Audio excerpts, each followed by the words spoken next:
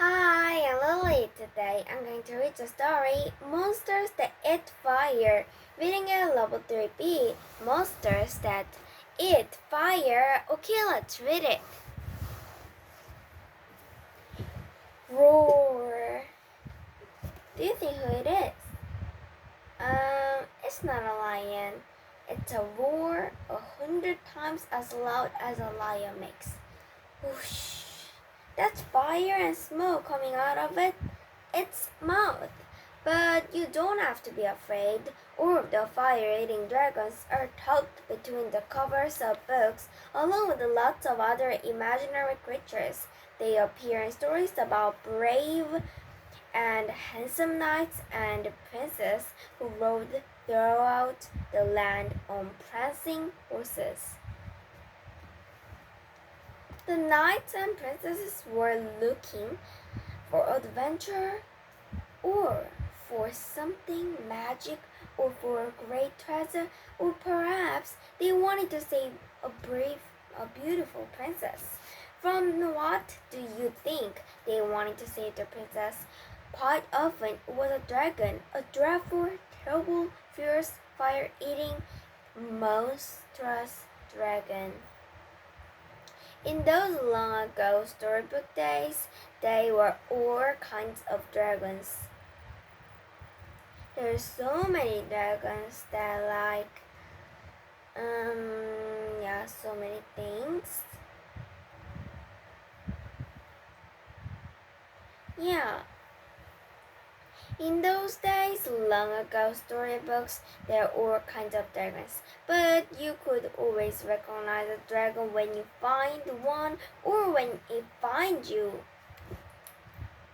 Yeah. Or it finds you. So, dragons roam the land, swishing their gray scaly tails. They flash their fierce glasses from their enormous eyes. They blew rings of poisonous smoke and breathed out flames of fire without ever burn their tongues.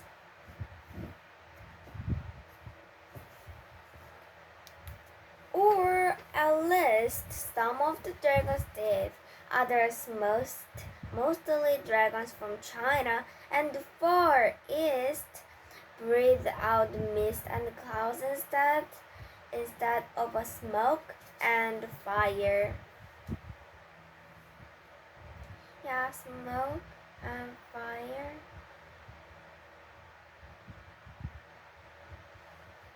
Yeah, smoke and fire. So,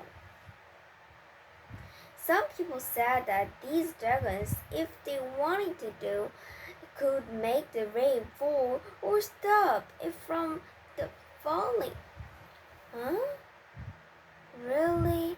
If they feel angry, really they can make the rain or the snow? I don't believe it, but yeah. So, some dragons were cute, little fellows no bigger than your finger. Others were bigger than the longest city street. Some lived underneath castles. Others were so huge and thirsty that they could drink a whole river dry in one long wet gulp. But they didn't still put the fire out in their mouth. Some dragons were both small and large. They were shape changers that were always making themselves into something new or different. They changed themselves into red dragons, two-headed dragons, and tricky as they were, even as some princes, most dragons were fierce and angry. Yeah, most were.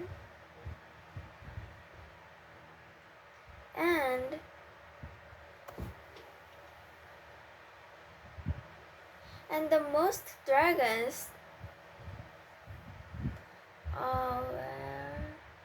most dragons were fierce and angry. Maybe they were so disagreeable because they never slept. Most dragons never close all of their eyes at the same time. Often they will stare with one eye.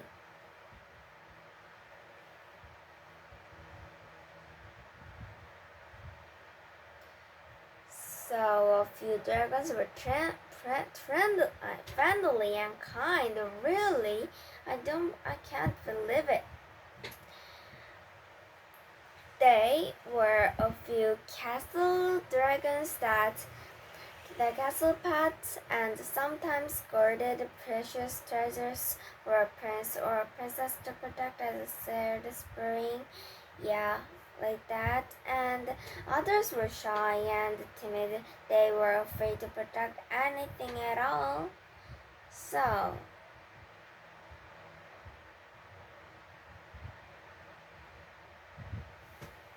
they were so the fierce mini dragons were always up to tricks. They insisted in standing by a long time in the road, and should anyone dare to pass by, the dragons tried to gobble him up. Some dragons wouldn't let anyone near their favorite river or lake. Others lived in mountain caves and they wouldn't let anyone climb up. Quite often the dragons were guarding a treasure, a gourd or jewels inside the cave. Sometimes they guarded a magic talisman, a key that a knight or a prince had to go get before he could rescue a sleeping princess. Some dragons loved princesses for dinner, but for every wicked dragon there were always the brave and handsome prince or knight riding to protect from it. The hero in armor might